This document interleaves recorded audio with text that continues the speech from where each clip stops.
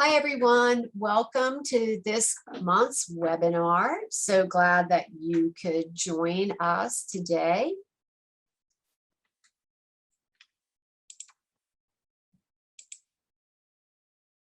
If we haven't met before, my name is Allison Ubanic, and I am absolutely love supporting people who are motivated to improve their health. I am motivated to help you remove compromises from your life that you can experience so that you can experience and achieve your goals and dreams, right? That's what we all want, right? To achieve our dreams. If you're not familiar with me and my history, both of my parents had Alzheimer's disease, and I was one of their primary caregivers, and it was difficult. It was actually really difficult, and I really wanted to figure out how I could save my own brain and not put my family through the same journey that I had been through. So what I did is I ended up going back to school and became board certified in holistic nutrition. And I'm also an Amen Clinic's brain health professional. And the piece that just kept coming back around and around was how without gut health, you can't have brain health. Right. And I was like, oh my gosh, just learning that piece of information just made me so hopeful about my own future. So now what I do is I support midlifers who have fatigue and brain fog and some form of GI distress, if it's unreliable, unpredictable bowels or gas or bloating or indigestion, all those kind of things that get tied up with, digestive health. And I help them get back their energy and proper digestion and clearer thinking without using medications. I have a really great success rate with my clients. It's over 80%. And I'll be honest, like many of my clients have told me that I have saved their lives, if not like literally, then by the fact that they've been able to, utilize and be able to fulfill their life like in the way that they saw in their dreams. And I just cannot tell you how rewarding that is. It just really always gives me goosebumps when I see a client really achieve what they're looking for, which actually happened this morning before I got on this webinar. I had a follow up with a client that's just doing so well. And oh my gosh, it just makes me so blessed for what I do and blessed for them as well. Well, enough about me. If you can hold your questions until the end, I'm going to open up everything for Q&A. So we can do some Q&A and answer some questions. And I've got a few questions to kind of throw out to all of you as well, that pertains to the webinar as we go through it today. Well, you know how there's always this housekeeping portion for the ones that have joined before. So we have to get this out of the way before we can move forward in our class today. But all information contained here within is for educational purposes. And the information is not intended to replace medical care or diagnose or treat or prevent or mitigate or cure disease. As always, consult with a healthcare professional before you attempt any kind of self-care program. Today's class is going to be Eat 101, so let's break it down. It has become increasingly obvious that we have a massive food epidemic in the world. Childhood and adult obesity is soaring. Lifestyle diseases are taking millions of lives each year, and the statistics continue to worsen. Obesity is common, serious, and costly disease. According to the CDC, the stats from 2017 to 2018, adults with obesity prevalence was 42.4%. And children, the ages of 2 to 19, were 19.3%, giving us a total nationwide of 61.70% of our country is obese. The report goes on to disclose that children, and on the average children, an average child only eats 2.5 portions of fruits and vegetables per day, half of the recommended intake. They also eat 50% more added sugars than the recommended maximum and 25% more saturated fat. Data that came from the National Health and Nutritional Examination Survey, which was in 2009 through 2010. These statistics are just crazy. They're so heart-wrenching. More than 2 in 3 adults are considered to be overweight or obese. More than 1 in 3 adults are considered to be obese. More than 1 in 20 adults are considered to have extreme obesity. About 2/3 of the children and adolescents ages 6 to 19 are considered to be overweight or obese. More than 1 in 6 children and adolescents ages 6 to 19 are considered to be obese. So what is our goal, for sharing these macro statistics? Stay with me. I understand that many people feel like getting healthy and staying healthy is hard work. I hear that a lot. There are 2 paths that you can take in life. You can take path number 1, which is easy and hard, or you can take path number 2, right? That is hard and easy. I wish this was not the case, but most people really opt for path number 1, which means that they don't take care of their health seriously at a young age.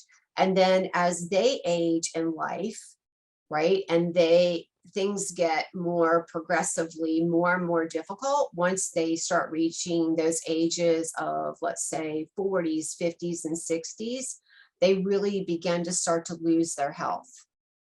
If you are willing to do the work now, which I know you are, since, hey, you showed up for this class, right?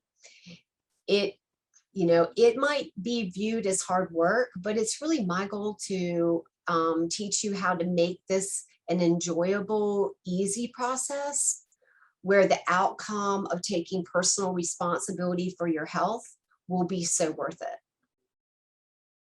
The intention of this class is to open your eyes and your mind to the truth about nutrition. So let's go over a few myths. Myth number 1, whole wheat is a health food and is an essential part of a balanced diet. Myth number 2, eating fat makes you fat. So if you want to lose weight, you need to eat less fat. Well, don't get too excited here, but we all kind of understand that piece. Myth 3, a high protein diet increases strain on the kidneys and raises your risk of kidney disease. Myth 4, all calories are created equal. It doesn't matter what type of foods they come from. Myth 5, the only people who should go gluten-free are people with celiac disease. You need to hear the truth, because nothing is more important than your ability to live with vitality. Our goal here is not to scare anybody with this information. Our goal is not to create more stress. Our goal is not to prevent you from enjoying eating because, it requires work. Our goal is to help you become more aware of what you can do to make better choices without compromising anything, because eating well should be fun and rewarding and exciting. So, did any of these myths surprise any of you? Before I start sharing strategies to make nutrition fun, exciting, easy, rewarding, and successful, I want to share a very important quote with you. When you have your health, you have 1,000 dreams. But when you don't, you only have one. Proverb. My goal for you is for you to be able to have big dreams and dream bold and to dream without limitations, right? So, what is your number one dream right now? Up next, some fun and exciting and rewarding and successful eating strategies. I'm sure you all have seen my slogan that's like, let me help you feel amazing, because that's what's really important to me, is that people can obtain their dreams, especially as we age, that our health doesn't come in and sabotage our lives. During the Paleolithic period, thousands of years ago, people ate primarily vegetables and fruits and nuts and roots and meats, which varied upon like season and availability, right? Based upon scientific research examining the types of quality of foods of our hunter and gatherer ancestors ate, the foundation of the paleo diet is lean meat, including like ostrich and bison, which I'm not really sure where we would source that, as well as organ meats and seafood and fresh fruit and non-starchy vegetables, a far cry from the American Standard Diet, which we also refer to as SAD. Today, these staples have been largely replaced with like refined sugar and high fructose corn syrup, cereal, bread, potatoes, pasteurized milk products.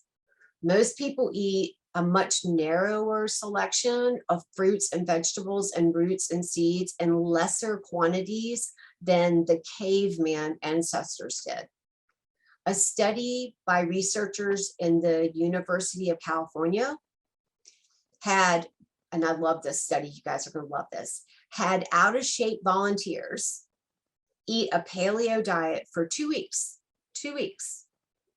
And in that time, their blood pressure levels decreased, as did their levels of cholesterol by an average of 30 points, which the researchers compared to that type of drop that you would get on being on a statin drug for at least 6 months.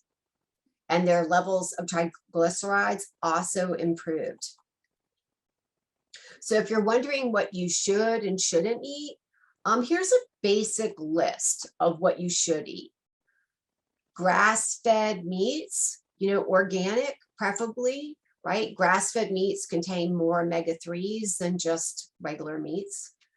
Fish and seafood, wild caught. Fresh fruits and vegetables, eggs, nuts and seeds. Healthy oils like avocado oil, walnut oil, flaxseed oil, macadamia nut, avocado oil, coconut oil.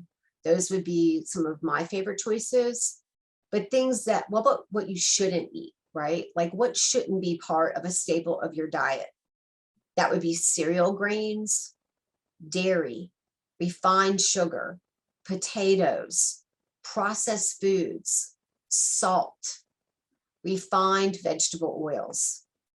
Now hold on tight, because I'm about to reveal some pretty cool sources for you to begin to incorporate all this paleo lifestyle into your home.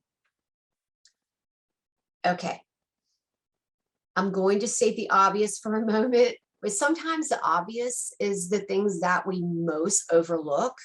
So let's just go for it. A sweet potato comes from the ground. An egg comes from a hen. But where did that Pop-Tart come from? Right? I mean, I hate to be that way, but it's really true. Like, we need to look and see how so much of this processed food is coming from some large manufacturer that's really about profits, not necessarily nutrition or health, right? Far too many people are grabbing processed foods that lack the vital nutrients such as antioxidants and fiber. What's even worse is that a lot of these processed foods tend to sneak in like all kinds of things that really aren't even necessary in our diet, like all this extra sodium, all this extra sugar. So here's a trick. Every meal should be filled with like vibrant colors, right? Vibrant natural colors. In addition, you should be on a quest for crunch. Snacks that offer big, satisfying crunch when you bite into them, like apples or celery or snap peas, carrots, nuts, keep your mouth busy longer. And the more you chew, the slower you eat, the more time your body has to register that it's actually full. So here are some great crunchy food items for you to consider. Roasted chickpeas, almonds and pumpkin seeds, frozen grapes, carrots and celery, organic popcorn, apple slices with almond butter, kale chips. Meal planning is another one. I don't know how many of you actually signed up for the email series this month, which was all about the email series was all about meal planning. But meal planning is an exercise that you need to deploy every 2 to 4 weeks, and then you can kind of rinse and repeat. So what do I mean by this? If you make a meal plan for week 1, and then you make another meal plan for week 2, you can use week 1's ideas for week 3 and week 2's ideas for week 4. So you can have, oops, sorry, everybody. I just went crazy. So what you can do is that you can have a 4-week meal plan, right, that you can reuse each month. But whatever you do, don't make just one meal plan for 1 week and then just keep using that same one over and over again. Because if you do, you're going to burn yourself out. And the nutritional diversity is really important. So as you do that, you'll just totally sabotage your diet. So here's some steps on how to do that. Step 1, plan your week, right? This is really important. This means like, look at your week. What do you currently have scheduled? Like, do you have business meetings? Do you have time with your children? Do you have social activities? Like, what's going on for your week, right? You should take your meals with you so that you are never left without an option. Because I'm sure many of us have gone to things and there were really no healthy options for us to eat. So if we do take something with us, it helps us be more successful. Step 2, go shopping. Prepare enough dinner, and this is one I use a lot. Prepare enough dinner each night so that you can have leftovers for lunch the next day. This will make meal planning so much easier. Also, have a variety of go-to breakfast choices, including like smoothies, gluten-free oatmeal, eggs, organic non-dairy yogurt, fruit. It's best to shop around the perimeter of the grocery store, as the aisles are typically where people struggle and get themselves in trouble. Step 3, never go to bed without preparing lunch. The most effective way to keep your meal plan running smoothly is to commit to going to bed once your breakfast and lunch are packed. Otherwise, the morning will become way too chaotic, and I know we've all had that happen to us. And you will either skip the meal or you will bring something processed. You won't have a choice, right? You'll have to go out and grab something that's processed because you didn't have anything with you. I think that's a really good strategy of going to bed and having that lunch prepared. I think it makes it so much easier for people who, especially don't work from home, right? Step 4 is just rinse and repeat. I highly encourage creativity in your meal plan, but don't get too creative where it's not sustainable, right? Where you get lost in making these like really creative meals and they're too time consuming, and then you're just going to give it up. You should never you should reuse your meal plan every other week or every month so that you're not starting from scratch each week. It just makes it so much easier. And step 5, just smile, relax, enjoy the process. Realize that it's the path to your dreams. Keep meals fun and creative, but always on the side of simplicity so that it's sustainable. I know that people often say that they don't like water, but it's the time to get over that and focus on the health benefits of this beverage. Dr. Joseph McCullough says, many fail to recognize how crucial an issue this is. This is my strong belief that the single most powerful intervention the majority of Americans can make for their physical health would be stop drinking all sodas and juices and replace them with healthy, promoting pure water. This is such an important issue because nearly 75% of the US is overweight, and the #1 source of calories is sugar from soda. Diet sodas are even worse. Of course, water is essential for your survival. Every day, your body loses water through urine and sweat. This fluid needs to be replenished. For a while, you can survive months without food. But without water, you wouldn't last more than a few days. If you get the fluid water replacement issue right, then you will have made up one of the most important, powerful steps you can taking control of your health. The Institute of Medicine has determined that the adequate intake for total water per day to be half your body weight in ounces. Here are the top 10 health benefits of water.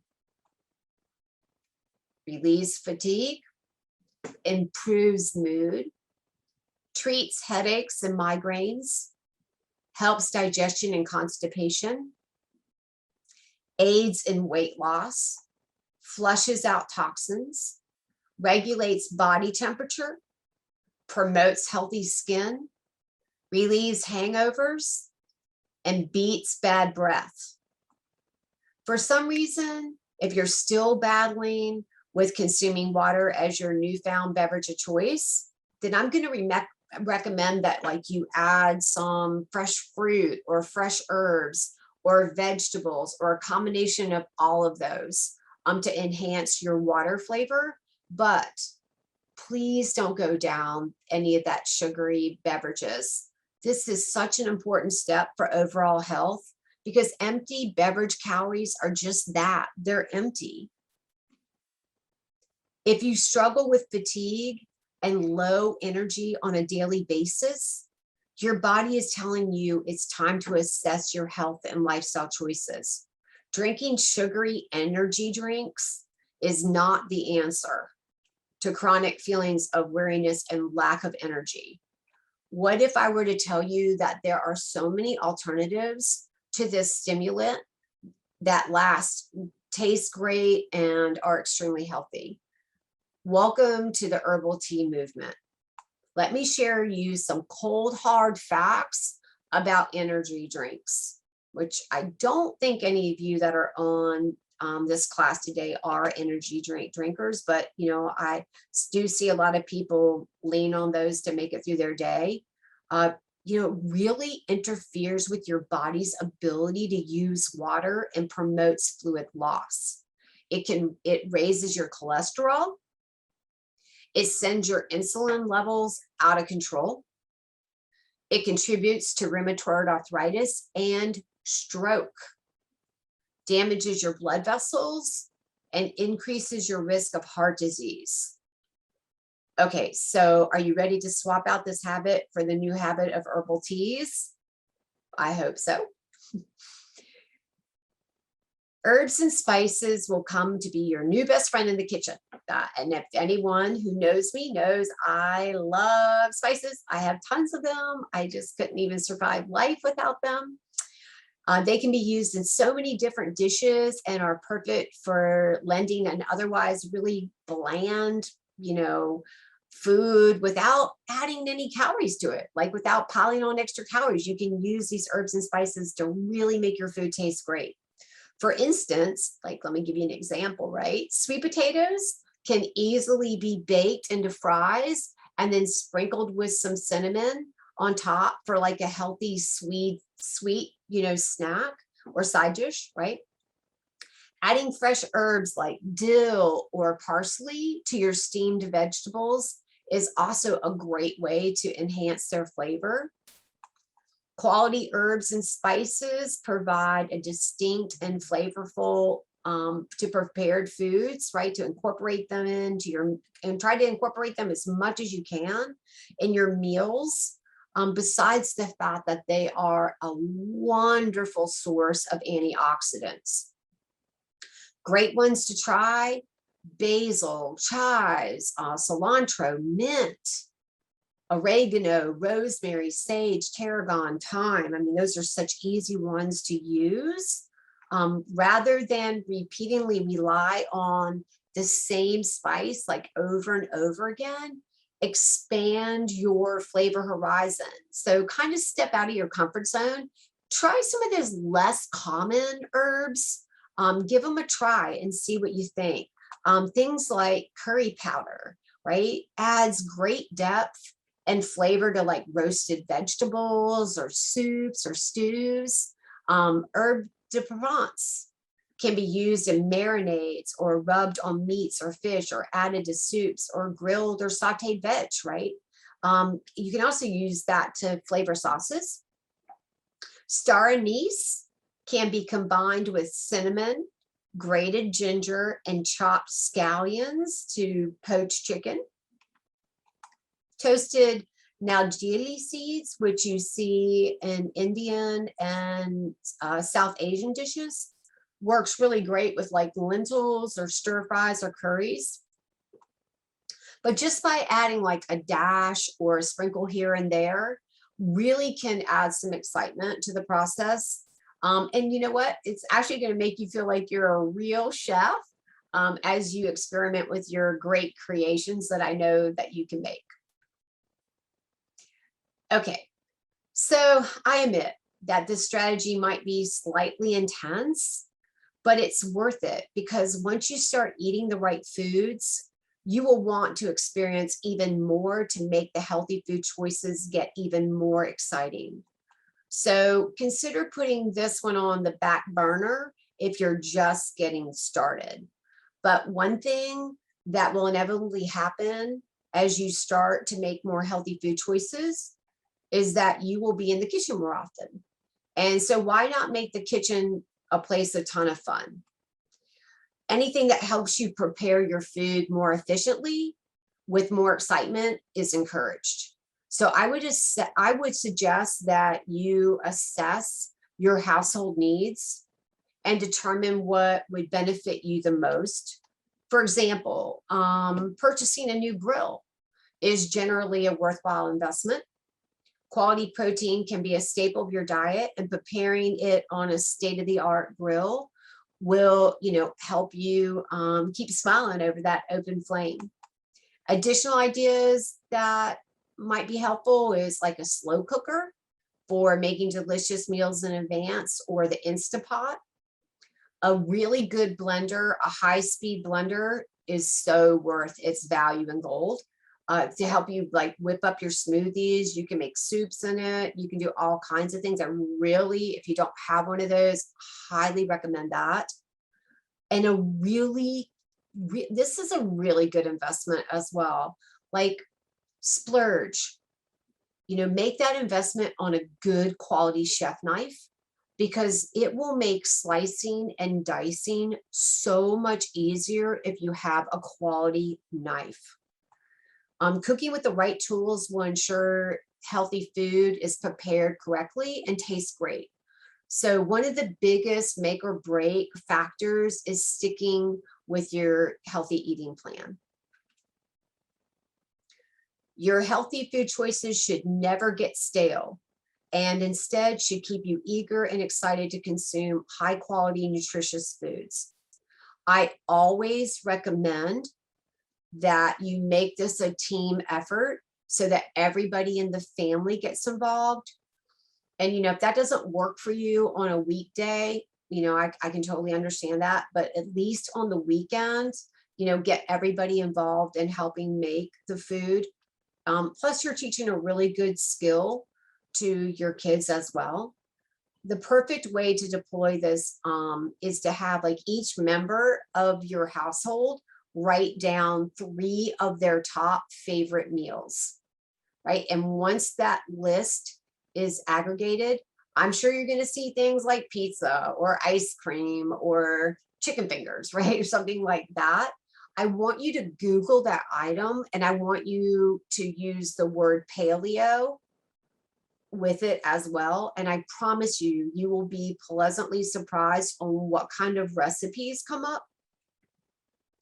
You can take any food that you love, and if you swap out like 3 to 4 ingredients, all of a sudden you will have a healthy version of that food, of your favorite food.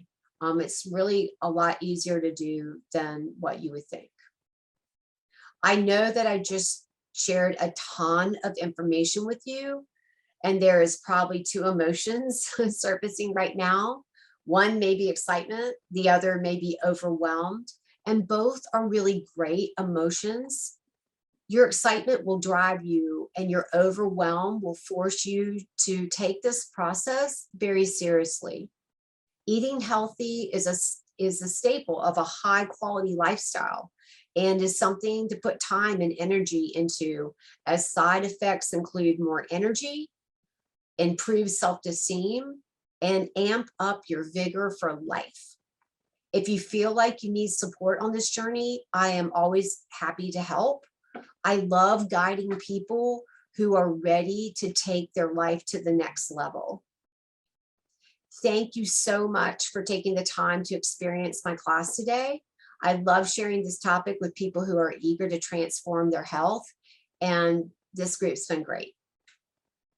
Also, if you feel like you need support on this journey, or you know someone that does, don't hesitate to reach out and ask for help. I would love to offer all of you a health strategy session as my gift to you, where we can carve out like 30 to 60 minutes so I can learn more about what's going on with you and support you so that you can get the results that you're looking for. If you go to my website, Early Bird Wellness, and that's BYRD, or you can easily book a no-fee health strategy session and choose a time and date that works best for you, because I'd love to hear about what's going on with you.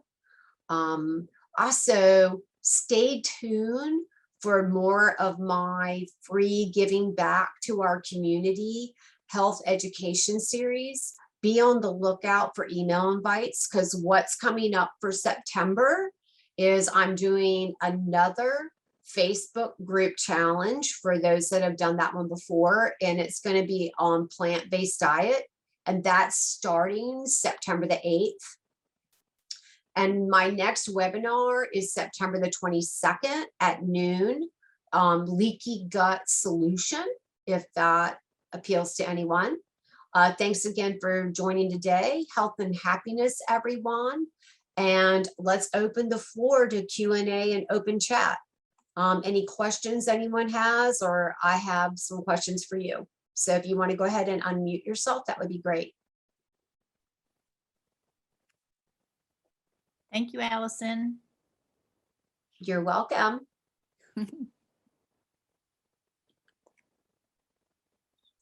Thank you, Allison. If I could say something, this is Melinda. I've been for a long time now taking Allison's advice in food prep. Like, for instance, I'll get a cabbage from the farmer's market over the weekend and I'll chop it completely, or red onions, chop completely and keep it in the fridge. My broccoli I clean and chop, just so when I'm ready to build a salad, I just quickly grab these containers and grab handfuls that are already chopped.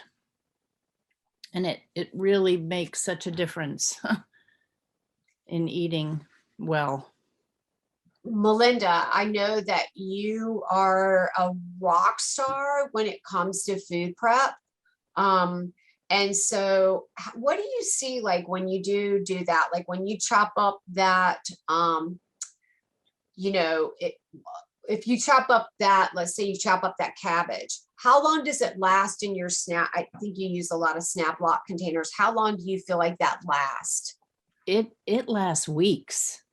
I mean, really, I'm finished like a whole cabbage probably within 10 days to 2 weeks, and it is super fresh. I go through the stuff because I'm grabbing for breakfast, I'm grabbing it for lunch and for dinner, you know, salads throughout the day. So it never sits around too long, but it's definitely keeps fresh through the week. And I do this like every Sunday, I make salads. You know, I do this food prep every Sunday is my day. So I'm ready for the week ahead. But it stays fresh. So out of the foods that you pre-prep ahead, which foods would you say have the least amount of shelf life? I guess maybe fruits. All veggies really last well.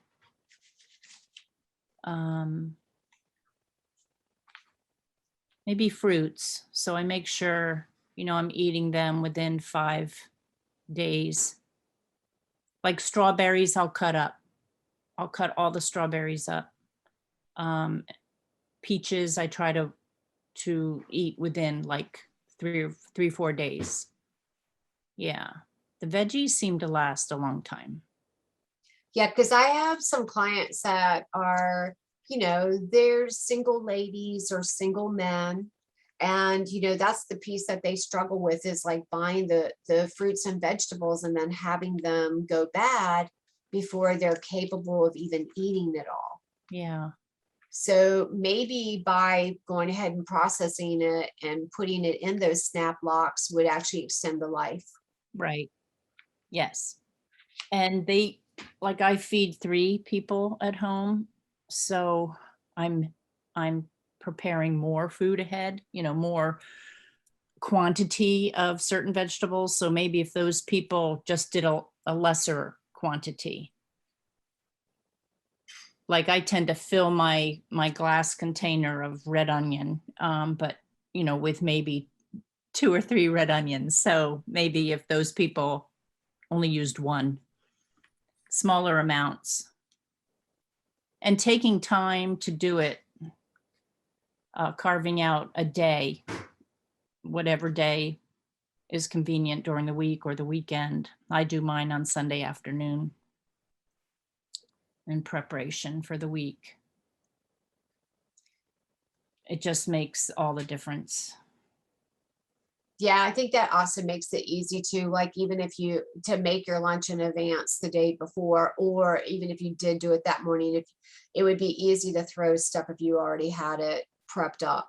Yes. When I was going into the office, I made my lunches I made all 5 lunches on Sunday. Now I'm teleworking, so I just prepare the food ahead. I don't actually build the salad because I'm teleworking, but when I was going into the office, those lunches were all done, those salads.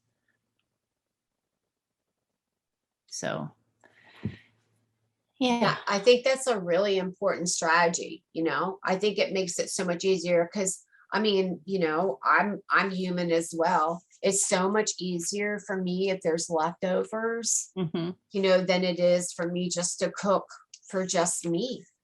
Another thing I asked my husband to do, like every few weeks, he grills a bunch of chicken for our family.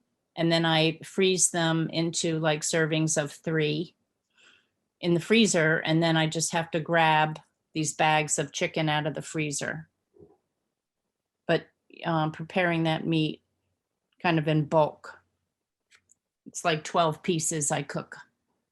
He grills. And that's really helpful. And then that can be used for dinner or for lunch salads. Yeah. So cutting herbs out of the garden and putting them in vases on the kitchen windowsill or on the kitchen counter works great. Yeah, herbs have such a powerful punch. Yeah. And I think they're so underused. Yeah. I think that's all my tricks. That's all your tricks. Those are Lemon good and lime. tricks. I'm always, I have a container, glass container of each of already cut up lemons and limes to throw in my water all day long. That's awesome. That's, and I do believe that does just make things so much easier. It does. It really does. Yeah. And it's sad that we've kind of demonized cooking, right? And I find for myself, like, I don't mind to cook, but it's nice I like to make the environment fun for myself. Yeah. This is gonna date me for sure, but I love turning on the 70s music. And I'll just go in the kitchen because I get so distracted by the music that I'm like singing away because I know all the words, I know all the songs, right? And then next thing I know, everything's already done That's great. because I'm not focusing on the task, right? And I think that makes it a lot easier for me to make it more enjoyable, especially if I'm by myself. Or I don't know if anybody has like Clubhouse or Audible or any of those, but even sometimes I'll play like a club in Clubhouse, while everybody's chatting, and that distracts me from what I'm doing. Or I might play an audio book, Right. and I find that I like that a lot. Yeah. I think all these are just assist in going through the movements of, this. I mean, I love to be in my kitchen, but I get tired of preparing meals for sure, because I am the one in the household that has to prepare the meals. So after 30 some years of doing it, I'm pretty exhausted. So you do kind of figure out these little tools to keep it healthy and happy, and yeah. And another thing that we like to do here too, and not to make things like really complicated by any means, but just to change it up some, is that, we have cookbooks. And so we'll just pick a cookbook and then we'll randomly open the 3 pages. And you have to choose a recipe Oh, that's from fun. one of those pages. You don't get any more options. And then it pushes you into things like you would have never made before. And it's kind of fun because then when you're making it, everybody's excited about it, right? Like, Yeah. ooh, what is this going to taste like? Or, and it's kind of fun. Yeah. That's And a it neat breaks idea. you out of that rut. Right. Hey, Allison, it's Kathleen. How are you? I'm good, thanks. Hey, so for herbs, not all of us have a garden in our backyard. Not all of us have a green thumb, as I know you do. But so if you buy the organic herbs in a tube instead of buying them like fresh, is that okay too? You could use that, but they probably have already lost a lot of their nutritional value. But if you do buy the fresh herbs, just like Melinda suggested, like don't put them in the refrigerator, because like, especially like basil hates getting cold. So if you just like put it in a vase and on your windowsill in the kitchen, it'll last, and you can just pluck off the It leaves. still dies. It does. It still dies. It still dies. You could try the tubes. I just don't think they will have quite as much nutritional value because it's already been kind of processed, but it's better than nothing. Okay. And then one thing I'd like to do too, this is a good tip for everybody. I wasn't even thinking about this, but like dry herbs, right? Dry herbs really need to be what's called bloomed. So if you're using dry herbs and you're using like either water saute, right? So you're putting a little water in your pan or a little chicken stock or whatever you use. If you are using oil to saute with, then you can be a little bit of oil, but you want to put the dry herbs in that oil or in that water or broth first and allow them to bloom out. They'll bloom. That means like all the awesome flavor comes out, and then put your items in there. If you're putting the herbs in near the end of something, they're not going to have enough time to really extract all their oils out, so that it won't taste as flavorful. So that's a really good tip on getting the most out of your dry herbs. And also try not to keep them for longer than a year, even though, I mean, I don't know how we do that, but I like to buy herbs that are whole. Like an example of that would be like whole cumin seed. And then I have a coffee grinder that I just use for herbs, and I'll throw those seeds in there and I'll grind them up to make cumin powder. And it's so much different when you can grind those herbs, or like if you do whole coriander seeds and you grind those or something like that, it makes a huge difference on how much flavor. Thank you for today, but I got to bag off. I got a meeting with a client. Well, thanks for joining us. We'll talk soon. Okay. Okay, bye, hon. Anybody else? Any thoughts, ideas, questions? So yeah, Allison, I have a question. You said no eating potatoes, but are sweet potatoes different? Yes. Better? Okay. So stick with sweet potatoes. Yes. Okay. Sweet potato still has a lot of carb in it, but it's better than a white potato. There is, so let's say you were going to eat a white potato. The best way to consume a white potato or a red potato, you know, something like that, is to actually eat it cold.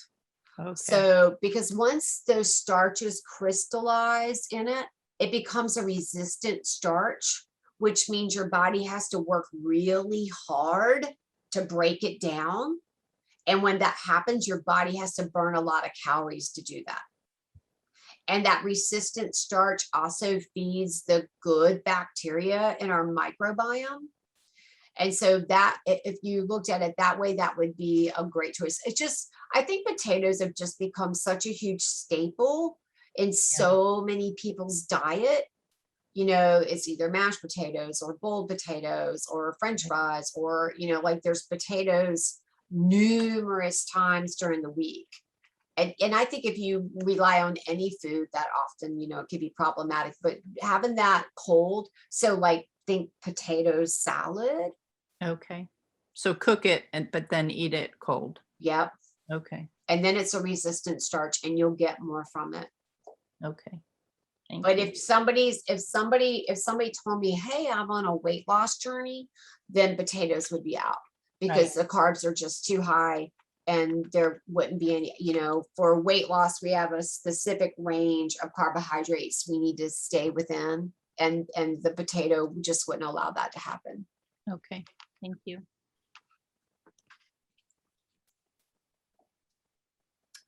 Okay, well, if there's no more questions for today, then we'll wrap it up. And I hope I see everybody next month. If you are on Facebook, really consider joining that Facebook challenge group. This will be my last challenge of the year. So we'll be that plant-based. And I think that's a good addition to even this webinar on getting that plant-based piece down. And everybody who was on today or pre-signed up, I have some recipes for all of you. I don't know if I'll get it out today. It may be tomorrow, but look in your email. I'll give you a copy of this recording and I'll be sending you some recipes to check out. So thank you everyone for joining, and I look forward to seeing everyone next month. All right. Thanks, Allison. Thanks, Allison. You're welcome. Take care. Bye. Bye.